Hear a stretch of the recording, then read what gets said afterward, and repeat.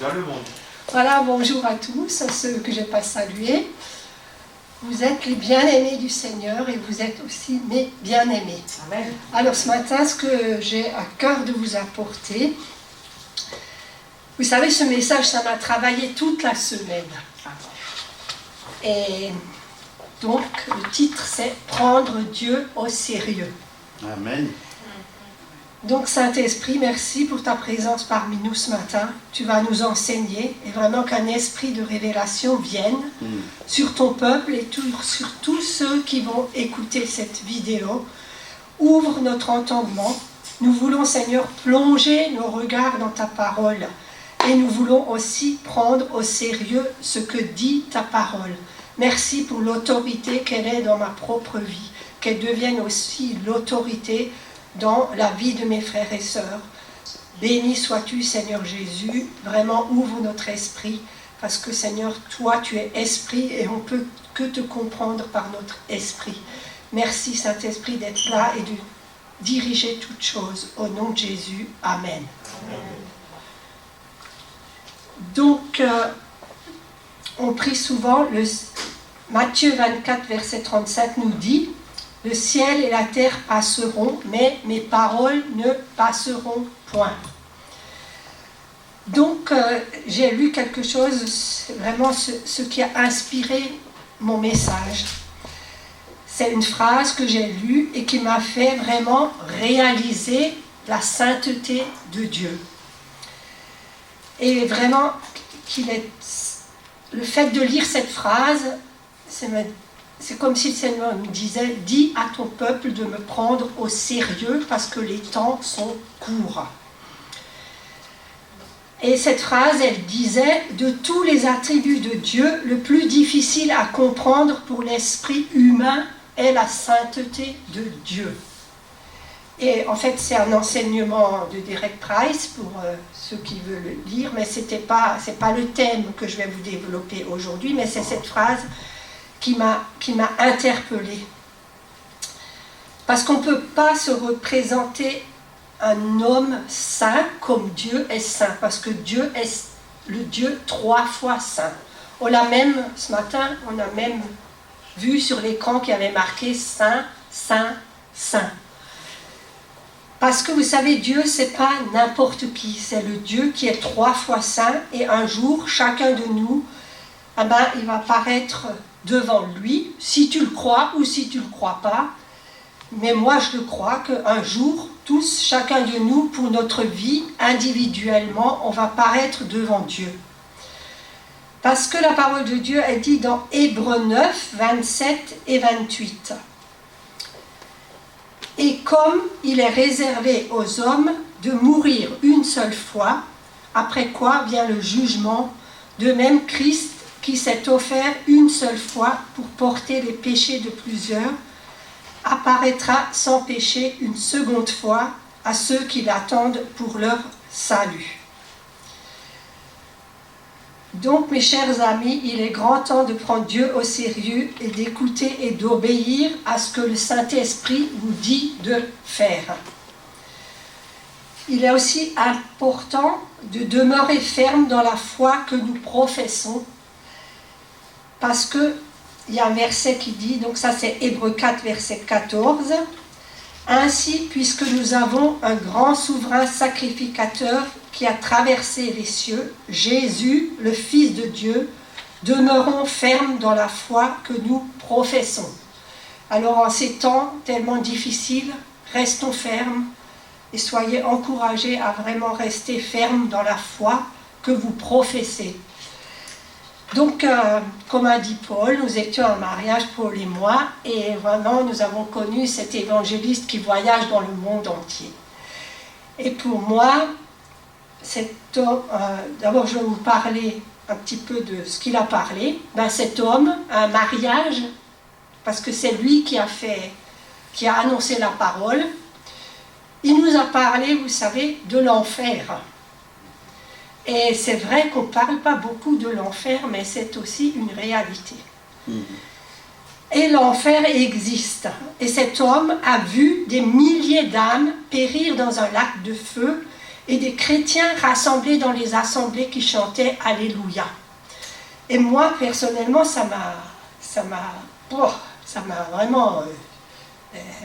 j'ai dit oui, Seigneur, on est là, hein, mais est-ce que le reste de la semaine, on fait ce que le Saint-Esprit nous demande de faire?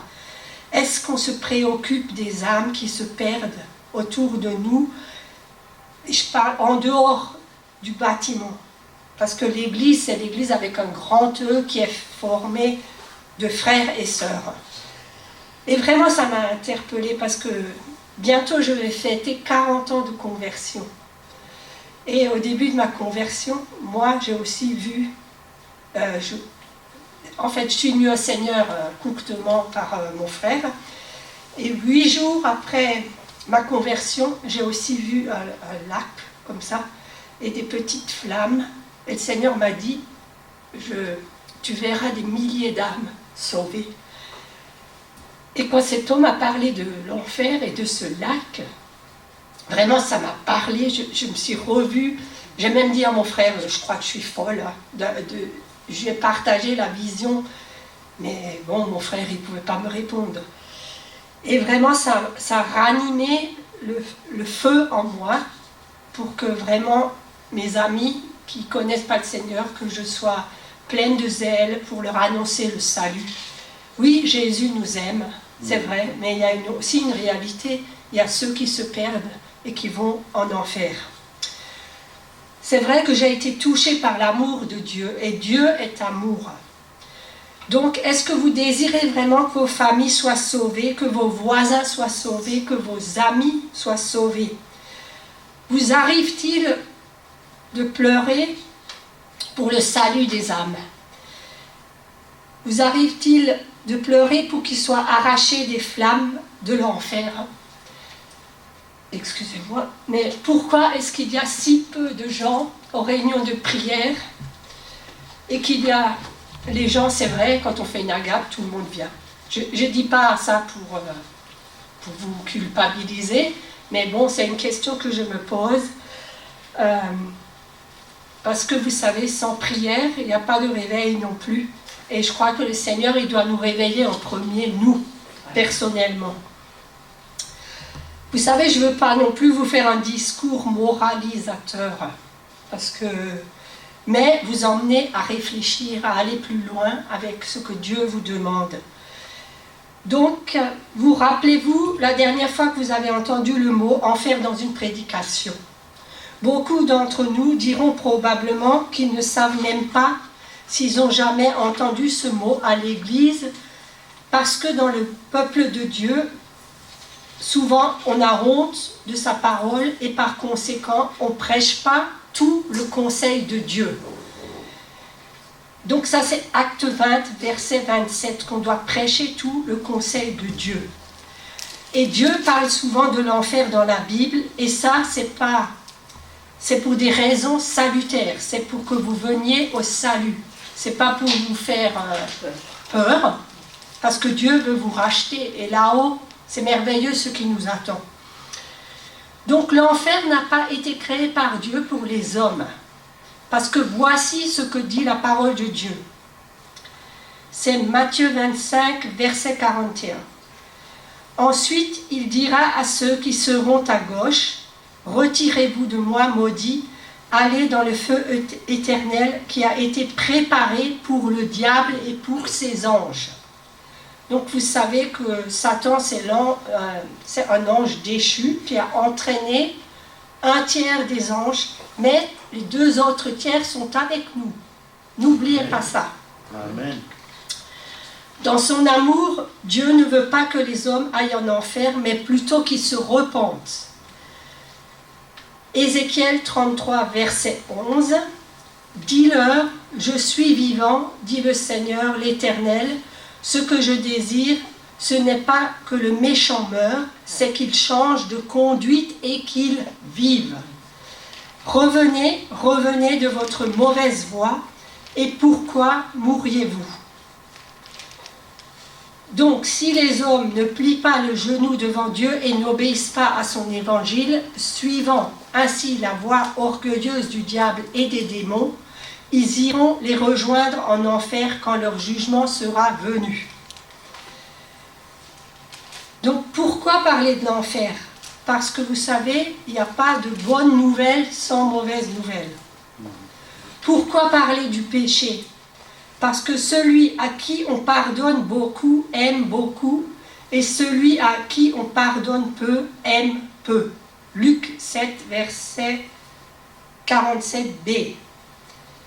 Et c'est vrai, quand vous savez pardonner de Dieu, quand vous avez reçu le pardon et que vous savez aimer du Seigneur, vous aimez pardonner aussi plus facilement aux autres, parce que le Seigneur nous dit de pardonner, mais par votre pardon, vous aimez aussi les autres. Et donc, vous savez, comme moi, cette semaine, j'ai vraiment pleuré pour le salut des âmes qui se trouvent autour de moi. Et le Seigneur, il m'a consolé par un verset qui dit, c'est le psaume 126, le verset 5 et 6, mais ça, c'est... Souvent, je ne sais pas la référence, mais je l'ai dans la tête, quoi. Et le Seigneur m'a dit, ceux qui sèment avec larmes, moissonneront avec chant d'allégresse. Celui qui marche en pleurant quand il porte la semence, revient avec allégresse quand il porte ses gerbes. Amen. Excusez-moi, je suis un peu émue. Alors, que ton règne vienne sur la terre comme au ciel, c'est ce qu'on prie. Donc, c'est à qui d'apporter le ciel sur la terre et de prendre au sérieux ce à quoi le Seigneur veut nous utiliser. Donc, remettons-nous, je dirais parce que je veux m'inclure, remettons-nous en question. Colossiens 1,13 nous dit que nous avons été transportés dans le royaume du Fils de son amour. On veut être conscient de ça. Est-ce que le Seigneur est vraiment notre maître et est-ce que nous avons choisi, bien sûr, librement de le servir? Parce que Dieu, il ne va pas vous obliger à quoi que ce soit. Donc, soit vous servez le royaume de Dieu, soit vous servez le royaume des ténèbres. Il n'y a pas de juste milieu. Donc, Colossiens 1, verset 13, « Rendez grâce au Père qui vous a rendu capable d'avoir part à l'héritage des saints dans la lumière, qui nous a délivrés de la puissance des ténèbres et nous a transportés dans le royaume du Fils de son amour. » Je me vois toujours monter quand je lis ce verset, dans le royaume, son royaume magnifique, dans la sphère spirituelle. Je me vois toujours, monter vers ce Fils rempli d'amour qui nous a fait connaître aussi le Père.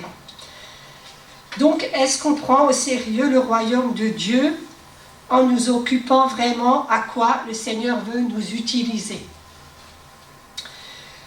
Vous savez, cet évangéliste et son épouse, je veux les remercier parce que vraiment, ils ont ravivé la flamme en moi. Et pour moi, ce mariage, c'était quelque chose de magnifique. Et vraiment, moi je crois que tous les mariages devraient être comme ça. Et vous savez pourquoi c'était tellement magnifique? Parce que cet homme a annoncé la parole de Dieu. Et toute la journée, on est rentré à 9h du soir. On est parti à 9h du matin, on est rentré à 9h du soir. Seulement pour vous dire, on a écouté tous les miracles que cet homme a vécu, et vraiment des grandes choses. Et c'est un Français aussi, parce que souvent on entend, ici aussi on a toujours accueilli des évangélistes américains et tout ça, mais vous savez, Dieu travaille aussi en France. Amen. Et vraiment, il a vécu des choses magnifiques. Je vous donne juste un petit exemple que j'ai déjà partagé mercredi. Donc il habite au-dessus de Saverne, quelque part là-bas. Marmoutier. Marmoutier. Oui. Enfin, ça n'a pas d'importance, mais c'est juste pour la distance. Et le Seigneur l'a réveillé une nuit, lui a dit, va à Bordeaux, prêche sur un pont, à 3h du matin. Et alors il est... Franchement, si le Seigneur me disait ça, il a pris sa voiture, il a obéi, il est allé prêcher sur le pont, Il n'y avait personne. Mais sous le pont, il y avait quelqu'un. Quelqu'un qui voulait se suicider. Et le Seigneur, à travers la prédication de Guy, eh ben, il a touché cette âme. Parce que le Seigneur, vous savez, il dit, il y a plus de joie dans le ciel pour une seule âme qui se repent. Vraiment, je me suis dit, ben Monique, toi, est-ce que tu es prête même à te mettre au pied du lit et prier pour une âme en pleine nuit que le Seigneur te met à cœur? Bon, je vous dis, ça m'est déjà arrivé. Mais seulement, il faut vous faire violence à ce moment-là. Bon, c'est marqué, les violents vont s'emparer du royaume de Dieu. Donc,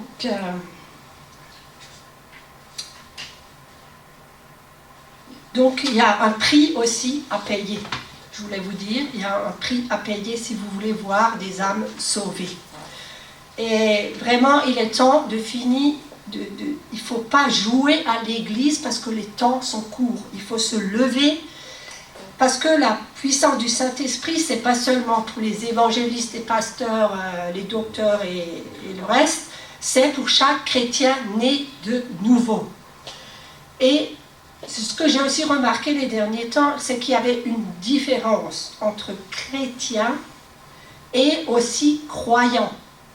Parce qu'un chrétien né de nouveau, parce que tout le monde dit qu'il croit en Dieu, mais un chrétien, c'est vraiment quelqu'un qui veut avancer pour que le royaume de Dieu se fasse sur la terre, et aussi pour engranger la moisson. Donc j'ai à cœur de vous lire Matthieu 25, le verset 1 à 13. Matthieu 25, 1 à 13.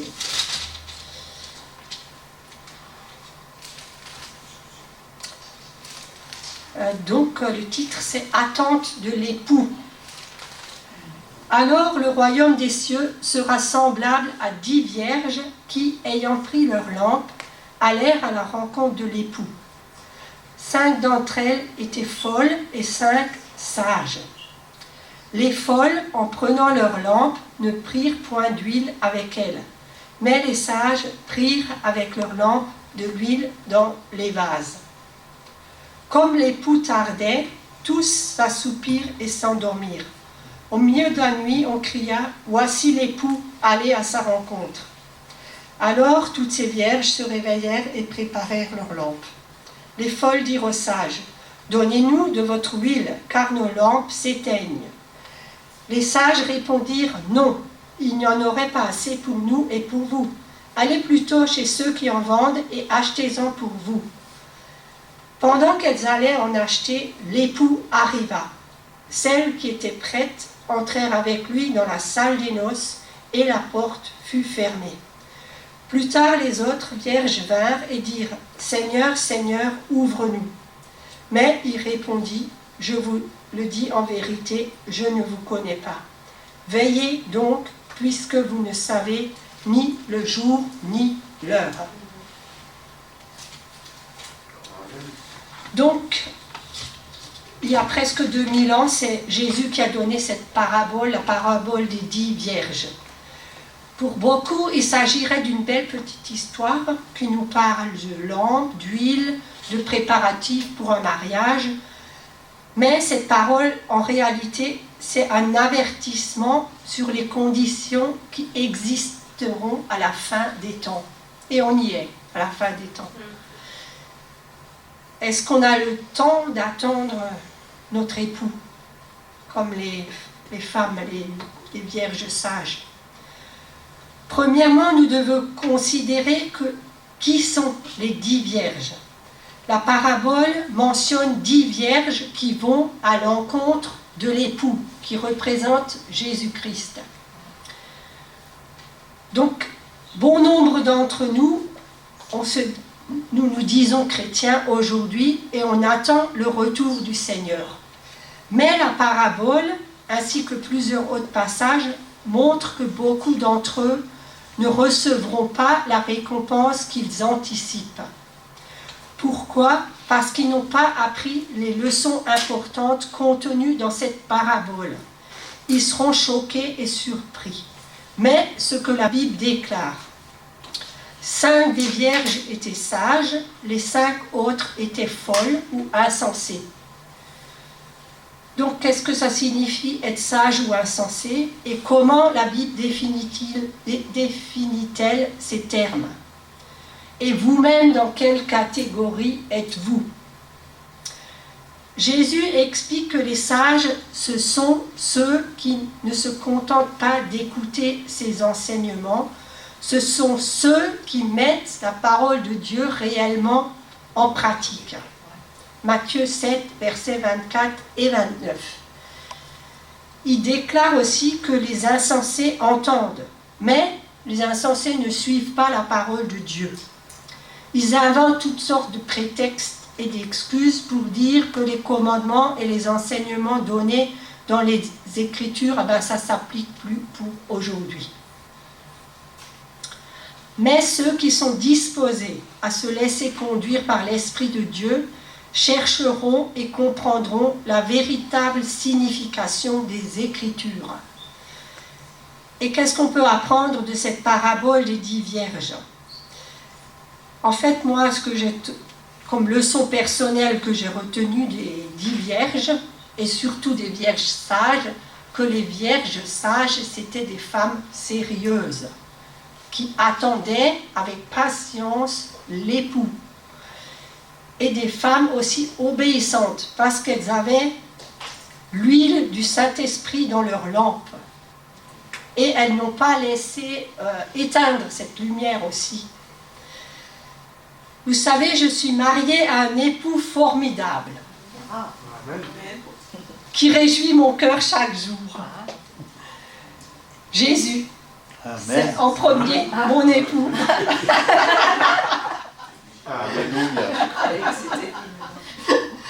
Je savais que ça allait faire cet effet. Et j'attends son retour, comme les vierges sages, j'attends le retour de Jésus, ou alors d'aller directement auprès de lui si jamais je meurs entre-temps. Donc c'est vrai, je suis mariée en premier à Jésus-Christ avant de me marier à Paul. J'ai eu ce privilège d'être mariée à Jésus-Christ avant de connaître Paul. Amen. Et ça m'a beaucoup aidé dans mon choix. Et c'est pas toujours un engagement facile.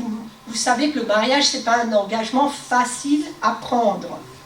Mais je veux être sérieuse avec Jésus, parce que je me suis engagée, et je veux lui être fidèle. Mais je sais aussi que mon époux Jésus ne me décevra jamais. Que mon mari terrestre peut me décevoir, c'est des choses qui arrivent dans le mariage, mais que Jésus ne me décevra jamais. Et souvent on chante ce chant, ami fidèle et tendre, et c'est vrai que moi j'ai vraiment trouvé en Jésus-Christ un ami fidèle et tendre qui me comprend et vers qui je peux toujours me tourner. N'importe quelle situation dans laquelle on se trouve, on peut toujours se tourner vers le Seigneur. Et la semaine dernière, je ne sais pas, le Seigneur il a mis, je ne sais pas, 3-4 femmes sur mon chemin, des anciens collègues, des amis, des connaissances que j'ai rencontrées et qui sont dans de grandes détresses. Et ça m'a vraiment, ça m'a touchée quoi. Des femmes qui sont abandonnées par leurs époux, ou « Ah, je déménage, je me sépare ». J'ai que entendu des paroles comme ça la semaine dernière. Et je me dis, où est-ce que je serais si je n'avais pas connu le Seigneur? Et sans le meilleur époux du monde, où est-ce que je serais? Je serais aussi tellement lasse de la vie. Et vous savez, parce que le Seigneur, c'est aussi celui qui m'a réconfortée, et donc je veux aussi apporter un réconfort à ces femmes. Vous savez, le Seigneur, il m'a donné aussi une identité. C'est celui-là qui m'a relevé, c'est celui-là qui m'a guéri de profondes blessures. Je parle de l'âme, enfin du cœur. Et c'est aussi quelqu'un, un époux qui m'aime éternellement.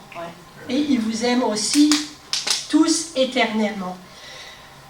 Mais j'aimerais aussi dire aux femmes qui m'écoutent et qui sont passées par des choses très dures, de vous confier dans le Seigneur, de faire appel à lui, parce qu'il veut vous donner une espérance. Il a des projets de bonheur pour les femmes. Il veut aussi vous consoler. Mais il y a aussi un petit truc, on doit être sérieux, enfin un petit, un grand je dirais, on doit être sérieuse avec Dieu quand on s'engage avec lui. Et je voudrais aussi dire aux maris, donc je fais encore une fois une différence entre croyants et chrétiens nés de nouveau. Ce merveilleux passage qui vous dit d'aimer vos épouses comme Christ a aimé l'Église. Éphésiens 5, verset 25. Ah ben ça, c'est tout un programme. Et que c'est pas facile comme épouse. Non. Et que c'est facile comme épouse d'être soumis à un mari qui aime l'Église comme Christ, qui aime son épouse comme Christ a aimé l'Église, avec un grand E. Et moi, j'ai pas de problème de soumission. Je vous dis, bon, c'est un mot qu'on n'utilise plus trop. Hein. Donc, on doit aussi être sérieux dans le mariage. Cultivons les fruits de l'esprit. Je vous rappelle, le fruit de l'esprit, c'est l'amour, la joie, la paix, la patience, la bonté, la bénignité, la fidélité. Vous trouvez tout ça dans Galates 5, verset 22. Donc, il est grand temps qu'on prenne notre relation avec Dieu au sérieux. Il est grand temps de nous regarder dans le miroir de Dieu et de nous occuper sérieusement aussi des obstacles dans notre relation avec Dieu. Parce que la parole de Dieu, c'est un miroir. Et si vous vous regardez dans un miroir, vous réajustez ce qui ne va pas. Donc si vous regardez dans le miroir de la parole de Dieu, vous réajustez ce qui ne va pas dans votre vie. Enfin, si vous êtes sérieux devant Dieu.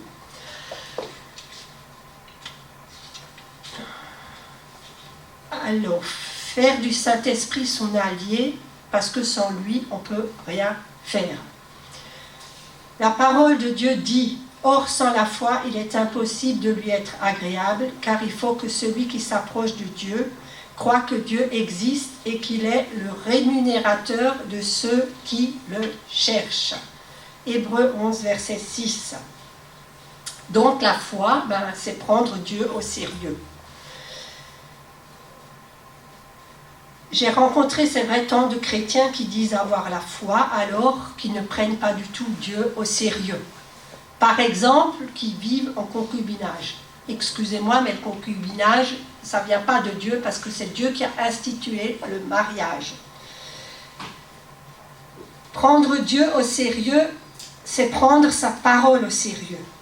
Vous savez, quand une personne vous adresse la parole et que nous ignorons ou même rejetons en partie son discours, on ne la prend pas au sérieux. Si, par exemple, vous écoutez quelqu'un et vous tournez 36 fois la tête, c'est que vous n'êtes pas attentif à la personne. En fait, on lui manque même de respect, quoi. Et il en va de même pour Dieu. Si nous rejetons en partie ce qu'il dit dans sa parole, nous ne le prenons vraiment pas au sérieux. En fait, on lui manque même de respect. Malheureusement, il y a beaucoup de chrétiens qui ont ce type de relation avec Dieu. Ils se servent de la parole de Dieu comme un buffet, là, à volonté, et choisissent juste ce qui leur convient. Il n'y a pas juste à choisir ce qui vous convient, parce que la parole de Dieu, elle vous remet, je dirais, dans les rails. Elle vous remet en place. Voilà. Donc, parce que Dieu, c'est le Dieu 3 fois saint. La parole de Dieu s'applique dans nos vies de 4 façons différentes. Ses promesses, ses commandements, ses interdictions et ses mises en garde. Donc on va prendre quelques exemples de chaque et voir comment ils peuvent s'appliquer à notre propre vie. C'est vrai que les 4 évangiles contiennent bien des promesses merveilleuses faites par Jésus. Néanmoins, avant de vous approprier ces promesses, il est important de s'assurer à qui elles sont adressées. Parce que les auteurs des évangiles, ils ont fait une distinction entre les paroles que Jésus a adressées à ses disciples et les paroles qu'il a adressées aux non-disciples, si je peux dire ainsi. Il y a 900 versets répertoriés qui s'adressent aux disciples et à peu près 860 qui s'adressent aux non-disciples. Donc déjà, je vous demande dans quelle catégorie vous êtes. Mettez-vous devant Dieu, et parce qu'un chrétien, c'est un disciple. La marque distinctive des vrais disciples était leur engagement. Ils s'étaient engagés à suivre Jésus et à lui obéir sans réserve, ne tenant pas compte du prix à payer. Et vous savez, cet évangéliste dont je vous ai parlé, il avait déjà des revolvers contre la tempe, il avait déjà des couteaux sous la gorge, il était pris en otage pendant plus de 8 jours, et vous savez, je me mets à la place de sa femme. Si moi, on ne prenait pas le 8 jours en otage, croyez-moi, vous priez. Hein. Enfin, et voilà, et vous savez, nous les femmes d'hommes de Dieu, enfin si on peut dire ça comme ça, on a aussi un prix à payer. Mais, donc les disciples, ils s'étaient engagés à suivre Jésus, même au prix de leur vie. Jésus lui-même a posé cette condition. Quiconque ne porte pas sa croix et ne me suit pas ne peut pas être mon disciple.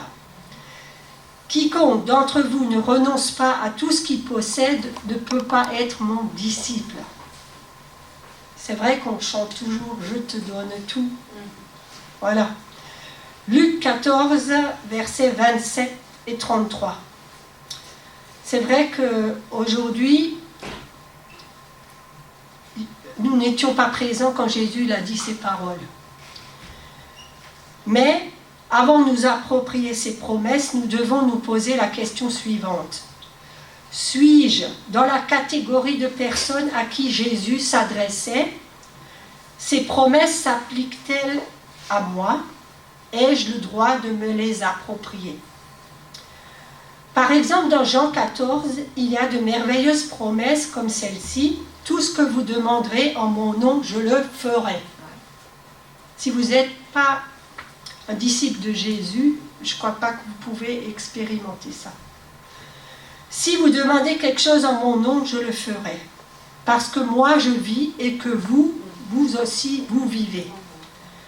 Il dit aussi, je vous laisse la paix, je vous donne ma paix, que votre cœur ne se trouble pas et ne s'alarme pas. Ça, c'était Jean 14, versets 13, 14, 19 et 27. Mais ces belles promesses avaient été données à un groupe de disciples qui s'étaient engagés. Pierre s'était fait le porte-parole de tous quand il a dit « Voici, nous avons quitté ce qui nous appartenait et nous t'avons suivi. » Luc 18, verset 28. Donc s'approprier ces promesses sans remplir les conditions n'est pas de la foi, mais de la présomption. Chacun de nous doit se poser cette question, suis-je un disciple ou un membre d'église? Parce que vous pouvez être assis là, sur ces chaises, sans être né de nouveau, sans connaître le Seigneur, sans être un disciple. À ceci nous connaissons que nous l'avons connu si nous gardons ses commandements. Celui qui dit « je l'ai connu » et qui ne garde pas ses commandements est un menteur et la vérité n'est pas en lui. 1 Jean 2, versets 3 et 4. Donc la façon dont nous accomplissons les commandements de Dieu révèle notre véritable condition spirituelle. Obéir à ces commandements, c'est la preuve qu'on connaît vraiment Dieu. Et la Bible contient beaucoup de commandements qui touchent à différents domaines de nos vies. Mais Jésus les résume tous en un seul qui prend le dessus sur tous les autres. Vous le connaissez? Je vous donne un commandement nouveau. Aimez-vous les uns les autres comme je vous ai aimé. Vous aussi, aimez-vous les uns les autres. C'est même marqué 2 fois, dans le même verset. À ceux-ci, tous connaîtront que vous êtes mes disciples si vous avez de l'amour les uns pour les autres. Jean 13, 34 et 35. Et moi, cette parole, je l'ai vraiment expérimentée, parce que quand je me suis convertie, j'ai vu des vrais chrétiens avoir la foi, sans qu'ils me bombardent de versets bibliques. Je les ai regardés vivre et j'ai été touchée par l'amour qu'ils avaient les uns pour les autres. Le respect que les femmes avaient vis-à-vis de leur mari et que les maris avaient vis-à-vis de leurs femmes. Et c'est ça qui m'a touchée. Et j'ai dit, Seigneur, ça, si ça vient de toi, c'est ça que je veux, c'est ça que je veux vivre.